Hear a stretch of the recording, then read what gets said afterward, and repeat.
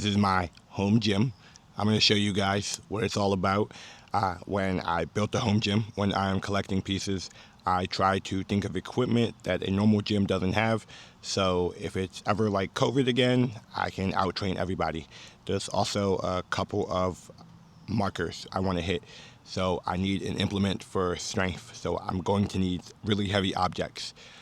There can be several versions of heavy, but preferably something heavy for my shoulders, upper body, something heavy for my lower body. I'm going to need something for stretching, for repetitions, for blood flow, something a little easier. You'll see where it comes in there. Heavy repetitions, and what can I get that a gym doesn't have?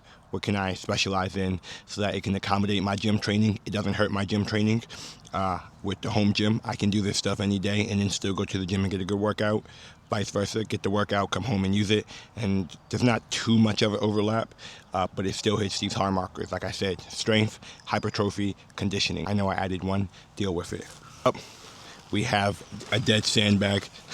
That's my medium weight sandbag. I will show you guys the other two. That one doesn't have any sand, so it's not important right now. We'll skip right over it.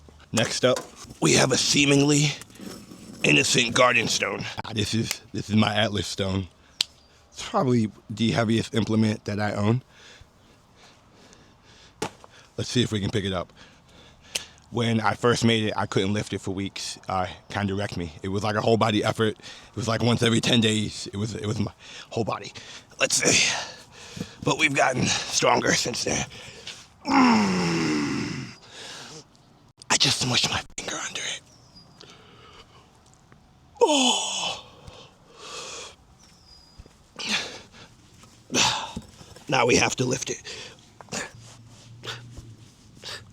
Oh. Yeah.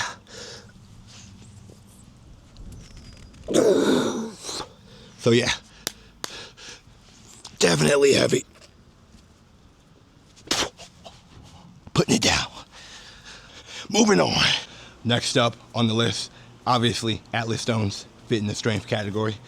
Next up, for conditioning, got this little bike. Obviously, as you can see, it ain't much, very light, but it does allow me to get blood flow in and to get light cardiovascular effort in without really being too fatiguing, too taxing. I can do it while I work on my laptop. I can do it while I watch TV. So that's really kind of the goal, is to find really easy equipment that fits into my life. So this bike, conditioning.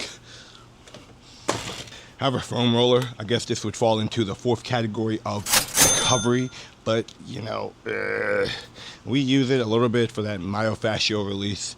I got to be pretty sore to use it though, otherwise not really. But foam roller, keep one upstairs, one downstairs.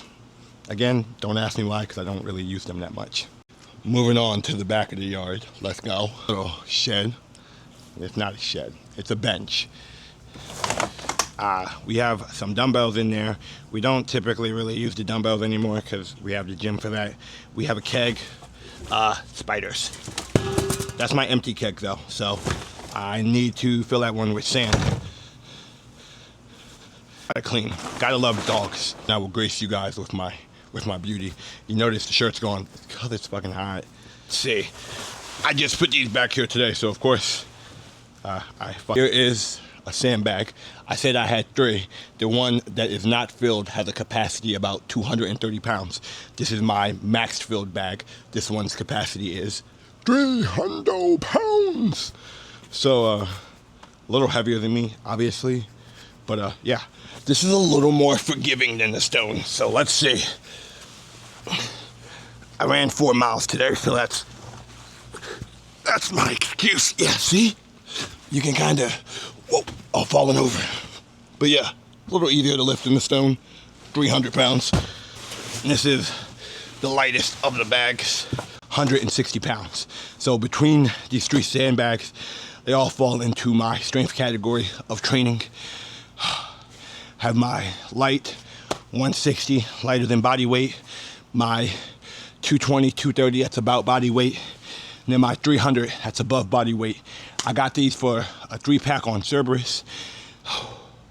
Fat man's out of breath. Besides the sand, and I have 2 liners in each, so I had to pay like an extra 10. But they're 3 set for the 3 bags, and they come with sufficient liners. Is $200. Those are a really good deal. So again, if you just want to collect some strength implements, heavy, Sandbags can be used for heavy leg work, heavy back work, heavy deadlifts, heavy squats, over the shoulder explosive movements. So they are very versatile. If there's somewhere you have to start, I'd start with these in the strength department. This was my cat's leash. Again, I don't really use the dumbbell plates. I will if I have to, but they only go at about 50, 60 pounds.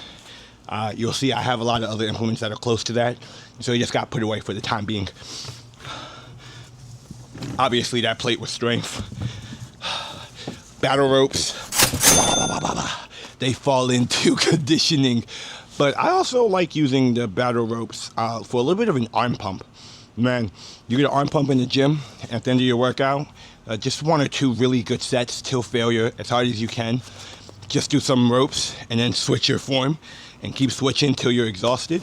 You're gonna have a sick arm pump. It's gonna get a lot of blood into the muscles. So these battle ropes may not provide a lot of tension, but 1, conditioning. 2, if you already got a good hypertrophy workout in for your arms, I would come in with these ropes. I'd finish you off, bam. Holding the ropes down is my kettlebell. We don't typically use this anymore. It's about 50 pounds, so it is a decent weight. But again, now you see why I don't use the dumbbells. I have this.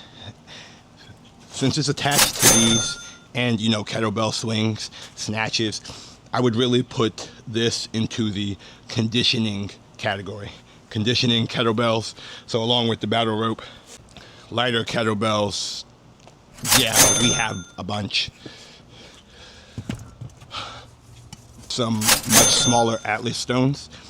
If you get the mold for them, make Atlas stones and then sell them to your buddies. But this is 20 pounds, so nice. Ooh, you saw my empty keg. This keg has about 70 pounds in there. It can be used for loaded carries like this, which is a very unique kind of carry, unless you hold both sides of the dumbbell, but even still, it's not long. Keg kind of fits a little bit into conditioning with a little bit of strength. Keg swings, 70-pound keg, real deal. Look, you know, like, you can snatch. So this is that odd implement training. Dang. Look what I did to my thumb. Look what I did to my thumb. This is that odd implements training. So the gym will provide that first layer of strength, but I like to use this to really make sure, like, yeah, I'm strong, not just gym strong, I'm real life strong. You swing around the 70-pound keg and you're gonna get there. As you can see, I got a whole bunch of, try to have a variety of weights, to light weights in different forms, to heavy weights. This is more of a gimmick, but I have a water jug. You can fill it with water. I'd like to find like a top for it so I can curl it. But yeah, the water provides like that adjustable resistance and it moves around. The keg got me. The keg got me, guys. Oh well. See, we have some cinder blocks. Really simple. I think they're about 30 to 40 pounds. Again, those are really for conditioning, not for strength at all. Just to pump out some reps, you know, if I need to get some curls or some presses. And unlike a dumbbell, they're not perfectly aligned. They're not perfectly even. And so it's a very different type of resistance. You're gonna work your grip because you're gonna have to grab them in an uncomfortable way. And like, that's the point, again, in the conditioning category. But that's the point, that all this equipment should kind of serve a purpose that the gym cannot. So we can find our edge outside the gym and get results that people in the gym aren't getting. Yeah, we can see. And then you see my pallet. I'm standing on a pallet on a horse mat. That's kind of my foundation to keep the sandbags and the sensitive equipment off the ground so it doesn't mildew. You see an adjustable bench. I'm not gonna lie, I haven't really used it, but if I wanted to do pressing, I can just situate against anything for a row. Adjustable bench, empty keg. Like I said, I have 2 empty kegs. I need to put sand in one, right? So there's water in the 70-pound keg, that one will move around and that resistance profile will change on you as you lift. And so that's a nice way to get a little novelty stimulus. And then these will have sand, so it will be a tougher shift. And hopefully it will be a little heavier than 70 pounds, or we'll put something in there. I guess this bench would fall into conditioning, stability, not really strength, not really hypertrophy.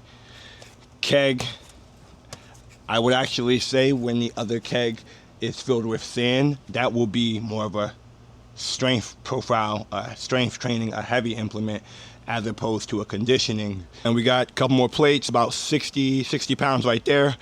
Another cinder block, so we can have 2 at one. And then we got a couple more Atlas stones. So that is all our outside equipment. We have this equipment. And I'd say all in all, sandbags are the most expensive thing here, right? The 3-pack was $200, and then the sand, the kegs I got from a landfill I used to work at. But hey, find a keg, throw a kegger, charge $2 a keg, and then take them home. The kettlebell, about 40 or 50 pounds, was about 60 bucks. A little overpriced for cast iron, but I still have it, whatever. Water jug, free. Cinder blocks, free. Man, those plates were old. I'm pretty sure this bench was free too. This bench does not look the nicest, so very, very, very sure it was free. Most of the equipment is really low cost. That's the nice thing about a home gym, that it doesn't have to be expensive to be useful.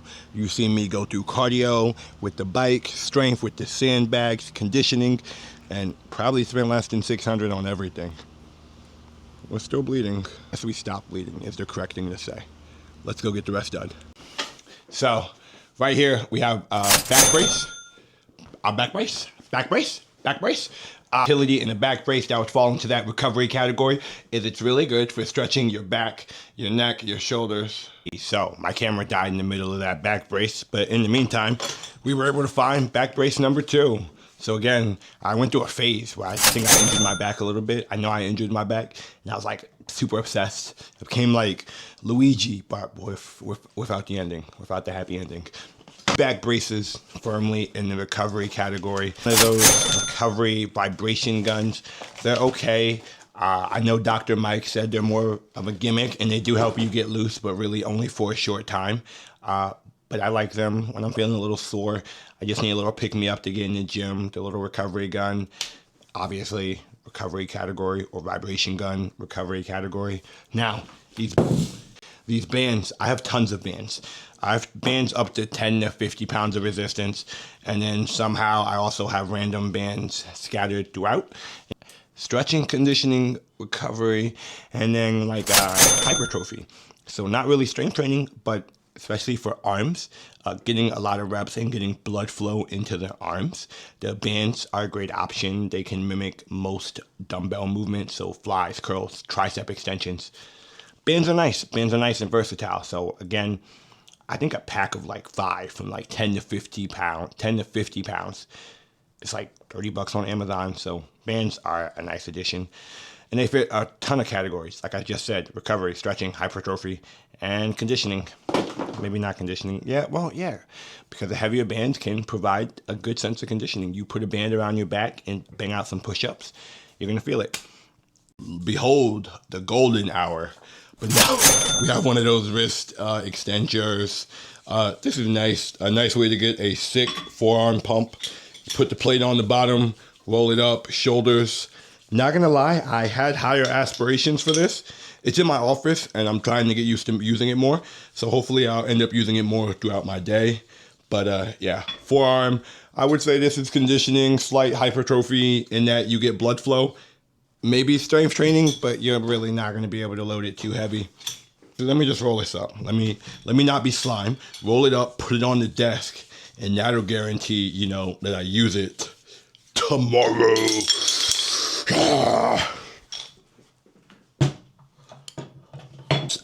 Real quick, that plate on there, that metal plate on the bottom, 2.5 pounds. Pretty sure that's my only metal plate. The plates I showed you guys downstairs are filled with cement. Now they are interchangeable as long as the hole, wherever it's going, is the same size. But yeah. Next up, we have tension bars. Man, I can't remember. I want to say this one is 10 kilograms of resistance. This is my lightest one. And I don't even know how I found these, but I was just getting a Christmas present. And I think this was around COVID too, and was looking for implements to lift. Dumbbells and iron were so expensive. But then I found these, and they were from Chinese weightlifters. And these are actually pretty low-key great, because these I would put firmly into hypertrophy and strength. They are progressible. They are easily repeatable. So like with the sandbag, you know, the form should be standardized, but not every rep is going to look the same. But this is just like doing a curl. I like these. Get on I have to get down. Biceps. Oh, now we're gonna get a little back work in.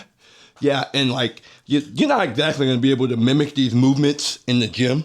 A little pricey, but they've lasted me for years. And again, they're progressibles. This is like the 10 kilogram. And I would start light because they are humble. They are humbling. They're not like your little, your weights in the gym where everything's perfectly balanced. A little heavier. You can see it still has a little ching chong on there. I'm kidding. That was racist. That was racist. We're not racist. Something, what do you call 100 black people at the bottom of the sea, a good start. And now we're all even in a karmic atmosphere. This one is 60 kilograms. So, you know, it's got, you see, it's got a little buff guy on there. And, oh yeah. That's what I get for saying ching chong. The ching chongs made sure I couldn't move it today. Nah, this one's harder. Like, definitely something to look into.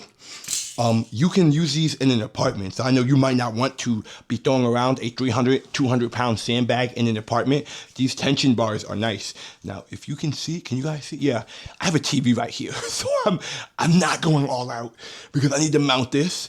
And if I crack it, I'm dirking my smirk. I'm straight up dirking my the middle.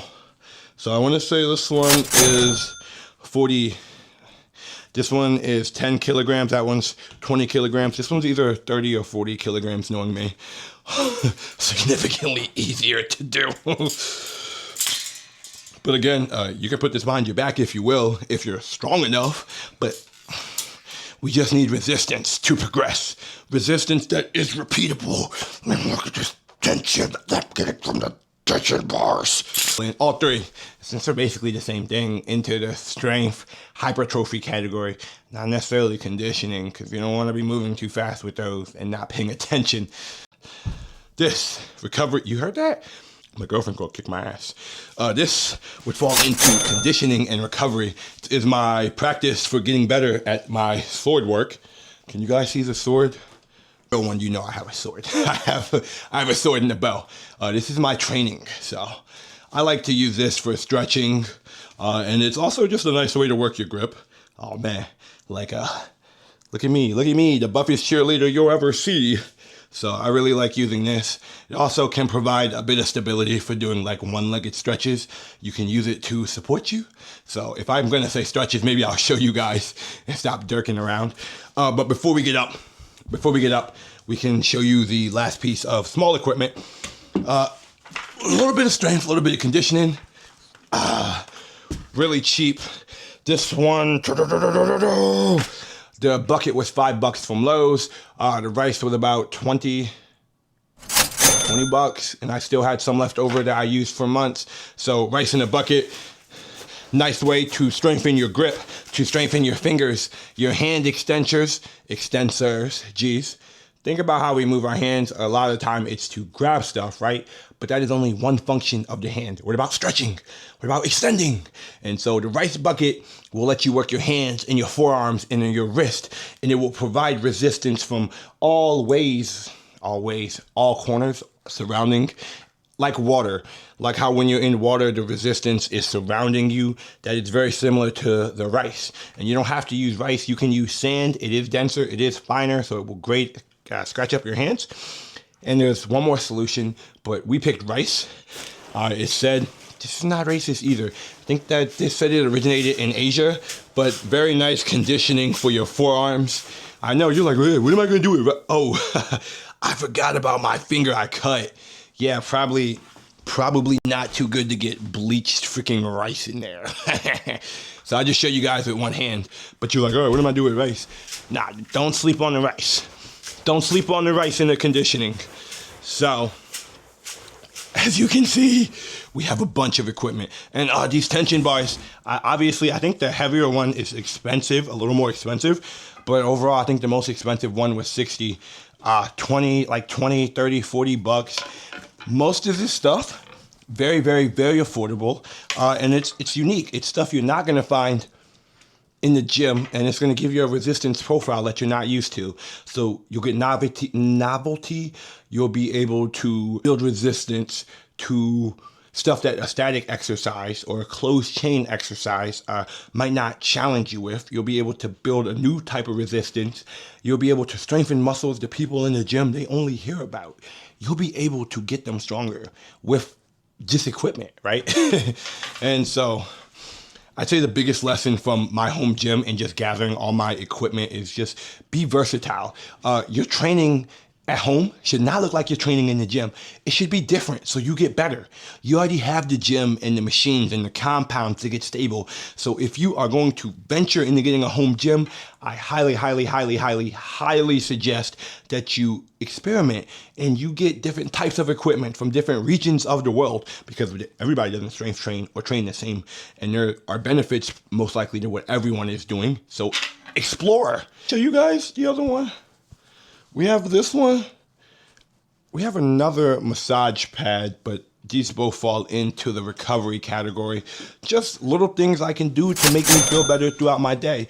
We'll put this in my chair, I'll plug it up, and I'll do some work. And it's like I got a little Thailander just rubbing my back and rubbing out the sore DOMs while I'm getting some work in. So again, the goal of the home gym is to expand beyond what is typically available in commercial gyms and to gain an edge that those normies can only dream about. So the camera was actually behind this the whole time.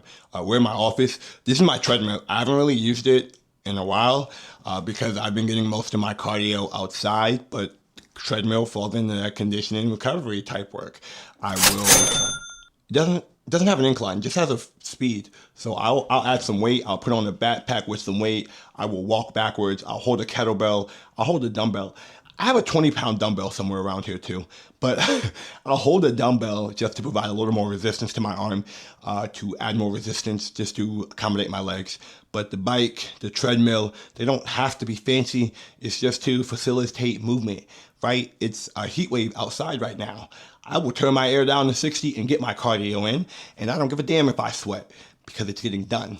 So if you made it this far, thank you guys for watching. I hope you found a piece of equipment that can and will be useful for you.